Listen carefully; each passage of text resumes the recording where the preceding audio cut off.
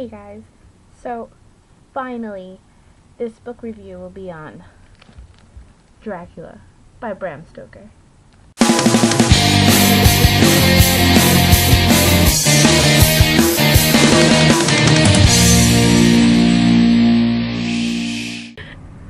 I'm just kidding, I haven't finished it yet.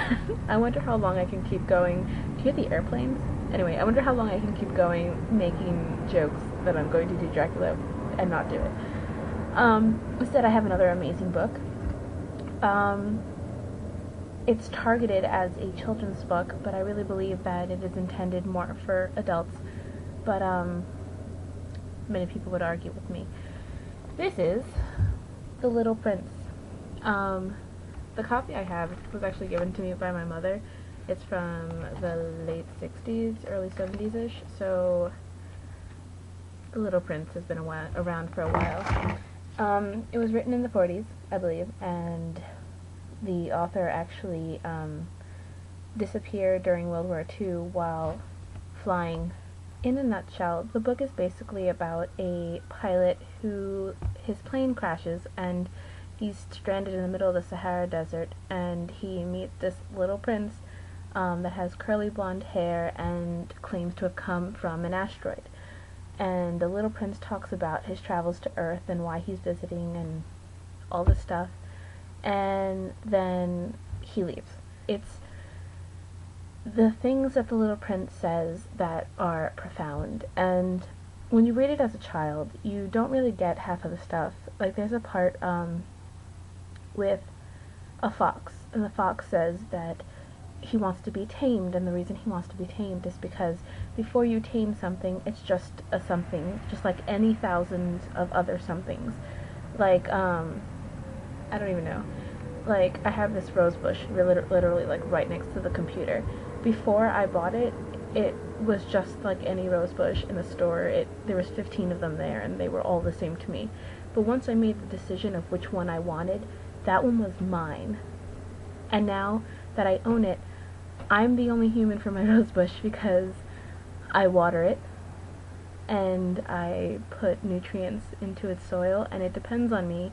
And this is the only rose bush for me because it gives me flowers and it makes my room smell nice, and it's green and it's nice and it's big, and I mean really big. Like, look at this thing. And look, it's got a really pretty flower. The flower like shakes all over the place. So anyway, so that was the whole point of his little speech, is that once you've tamed something, you are the only person for them and they are the only person for you. And it works for anything. It works for your pets, for your boyfriend or girlfriend, for your friends, for anything. And as a child, I wouldn't have gotten it. I've just been like, oh, he wants a master, and the little prince wants a pet fox, and that's about it. But now that I've gone through life a little bit more, I understand exactly what it means. There's other ones where he travels to other planets, and there's different kinds of people there, like a geographer and a businessman and the drunkard, and he describes why it was like how silly they are. All in all, the book is very short. I think it's only about like 80 pages. You can read it in one day.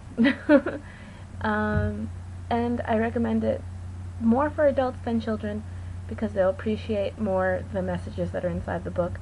But you can give it to your children to read. There's nothing wrong with it. You can give them to your young children. You can give them to your teenagers. You can give them to your friends that are, adults. You can give them to anyone. Give them to anyone. Give this book to anyone. And I can almost guarantee that they will love it. Just as a side note before I go, The Little Prince was written in this house in the town of Huntington. Unfortunately, it's privately owned, so if you live on Long Island, you can't actually go in the house. And it's like at the end of these like little side roads by the ocean. You can Wikipedia and see the house. It's quite a nice house. But that's just a little bit of trivia for you guys, that even though he was French, it was written in America. Since this is a short video, and I usually keep you guys for a good 7 minutes of talk about nothing, I decided I'm going to tell you that I bought a bathing suit today, and I tried it on for my family, and they laughed hysterically at me. It was a good fit. So, you can even hear my brother in the background laughing now. He was the main joker. It's fine. That's...